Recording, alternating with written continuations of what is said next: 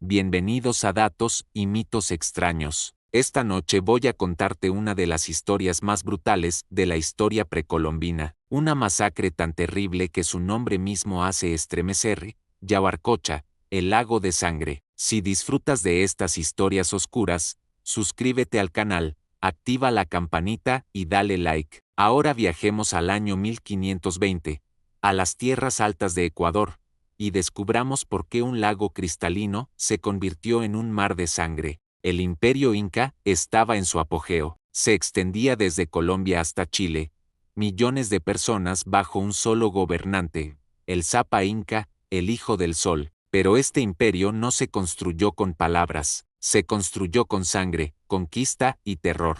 Los incas ofrecían una elección simple: únete voluntariamente y vive en paz, o resiste y serás aniquilado. La mayoría elegía sabiamente, pero había excepciones. Los Caranqui eran una de ellas. Los Caranqui vivían cerca de lo que hoy es Ibarra, Ecuador. Eran guerreros feroces que habían resistido invasiones durante generaciones. Cuando los emisarios incas llegaron ofreciendo términos, los Caranqui no solo los rechazaron, los mataron y enviaron sus cabezas de vuelta. Era una declaración inequívoca de guerra. El Zapa Inca era Huayna Cápac, el 11º emperador y uno de los más ambiciosos. Cuando los Caranqui mataron a sus emisarios, lo tomó como insulto personal. Su respuesta fue reunir uno de los ejércitos más grandes jamás vistos, 30.000 guerreros o más. Este ejército marchó hacia el norte. Los tambores de guerra resonaban en los valles. Era una demostración de poder diseñada para aterrorizar. Muchas tribus se sometieron al verlo, pero no los Caranqui. Los Caranqui formaron una alianza con tribus vecinas,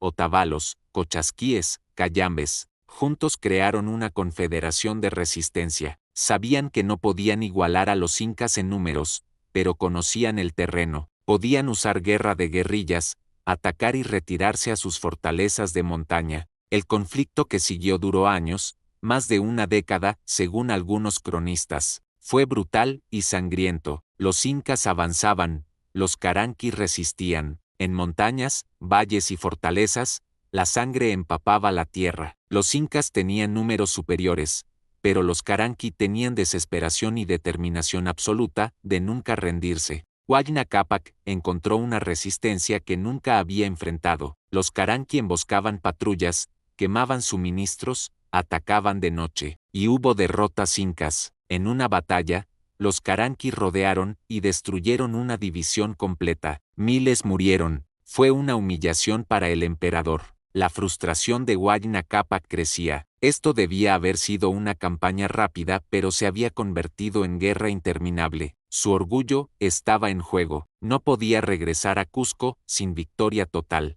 Entonces cambió de táctica. Dejó de intentar conquista rápida. Comenzó una guerra de aniquilación total. No más ofertas de paz. Los Caranqui serían destruidos hasta el último. Serían un ejemplo para cualquier pueblo que pensara en desafiar al imperio. El emperador construyó fortalezas permanentes, estableció líneas de suministro, trajo más tropas. Lentamente, metódicamente, apretó el cerco, capturó fortalezas una por una, quemó aldeas, destruyó campos, aplicó táctica de tierra quemada. Los Caranqui se retiraban pero nunca se rendían. Cada retirada era sangrienta, cada fortaleza abandonada solo después de que todos sus defensores habían muerto. Su determinación era asombrosa, incluso para los incas. Pero el coraje no basta contra números superiores y recursos infinitos. Lentamente, los Caranqui estaban siendo destruidos. Sus guerreros caían, sus alimentos se agotaban, sus aliados buscaban paz con los incas. Finalmente, los remanentes del ejército Caranqui, quizás 20.000 guerreros con mujeres, niños y ancianos, se retiraron a una posición final cerca de un lago hermoso de aguas cristalinas rodeado de montañas. Un lugar apacible que pronto tendría un nombre nuevo, Yaguarcocha. Los incas los rodearon completamente. No había escape, era una trampa perfecta. Huayna Cápac ofreció términos una última vez. Si se rendían, solo los líderes serían ejecutados. El resto viviría como súbditos conquistados. Los líderes Caranqui debatieron intensamente. Algunos argumentaban por aceptar, pero otros se negaban. Habían luchado años por su libertad. Miles habían muerto. ¿Rendirse ahora? ¿Vivir como esclavos? No, mejor morir libres. La facción resistente prevaleció. Los Caranqui enviaron su respuesta. No, Huayna Cápac había esperado esto. Dio la orden, ataquen, no tomen prisioneros, mátenlos a todos. El ejército inca atacó al amanecer. 30.000 guerreros cayeron sobre los Caranqui desde todas direcciones. Los Caranqui lucharon con desesperación absoluta. Sabían que era su última batalla. Mujeres tomaron armas. Incluso niños empuñaban piedras. Pero números son números. Los incas avanzaban como marea imparable. Empujaron a los Caranqui hacia el lago. Paso a paso, sobre montones de cadáveres, avanzaban. Los Caranqui llegaron al lago con sus espaldas contra el agua. No había más retroceso. Algunos intentaron escapar nadando. Mujeres con bebés se lanzaron al agua. Ancianos prefirieron ahogarse que morir por espadas incas. Los incas no mostraron misericordia. Siguieron matando en la orilla y en el agua. Arqueros disparaban a los nadadores. Lanceros vadeaban para atravesar a los que escapaban. La masacre continuó durante horas. No fue batalla, fue exterminio. Cuando terminó,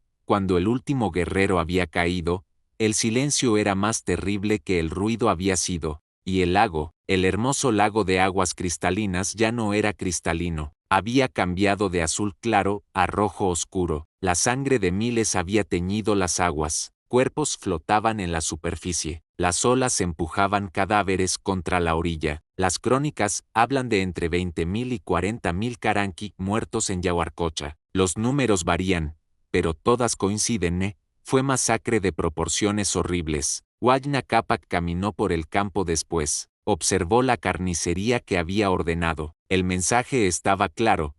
Esto es lo que sucede a quienes desafían al Zapa Inca, y se aseguró de que fuera permanente. Ordenó que el lago mantuviera su nuevo nombre, Yaguarcocha, el lago de sangre, para que nadie olvidara jamás. Pero hay más. Según crónicas, ordenó que los cráneos de los líderes fueran recolectados y utilizados para construir pirámides de huesos alrededor del lago, torres de muerte que se elevaban al cielo, monumentos al terror. Los españoles, cuando llegaron décadas después, reportaron haber visto estos monumentos. El cronista Pedro Cieza de León escribió sobre grandes montones de huesos cerca del lago. Huayna Cápac murió apenas 5 años después, irónicamente de viruela europea. Su muerte desató guerra civil que debilitó fatalmente al imperio. Cuando Pizarro llegó en 1532, encontró un imperio dividido, vulnerable, pero Yaguarcocha permanece. El lago existe cerca de Ibarra moderna. Hoy es lugar turístico, la gente camina alrededor.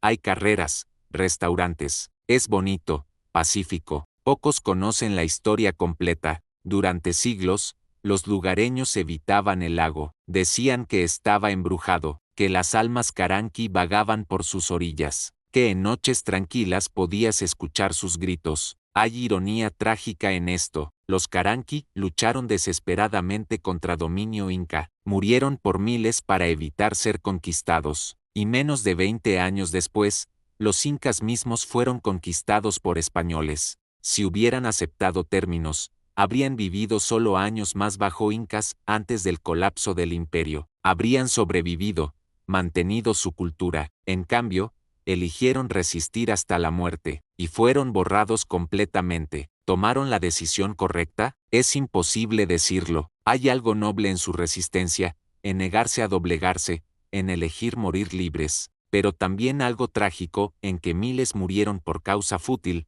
en que se borraron de la historia. No hay respuesta correcta. Los Caranqui eran valientes pero condenaron a su pueblo. Huayna Cápac era cruel pero hacía lo que creía necesario, y todos, Caranqui e Inca, serían conquistados por fuerzas que no sabían que existían. Los españoles traerían fin violento a ambas civilizaciones. Pero esto no hace la historia menos significativa. Nos enseña sobre naturaleza humana, sobre orgullo, libertad, el precio de nuestros principios. Los Caranqui podrían haber vivido como conquistados. Eligieron morir como libres. valoraron libertad más que supervivencia, y aunque parezca elección terrible, hay algo profundamente humano en ello, porque los humanos no solo buscamos sobrevivir, buscamos vivir con dignidad, significado, poder sentirnos orgullosos de quienes somos, y a veces, preservar esa dignidad requiere el sacrificio supremo. Cuando mires el lago Yaguarcocha,